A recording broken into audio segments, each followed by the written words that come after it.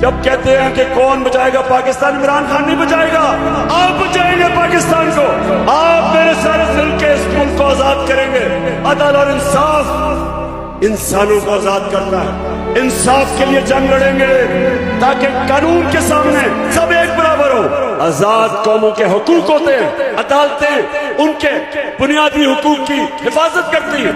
حضرت علی رضی اللہ تعالیٰ نے فرمایا تھا کفر کا نظام چل جائے گا لیکن ظلم اور ناانصافی کا نظام نہیں چل سکتا۔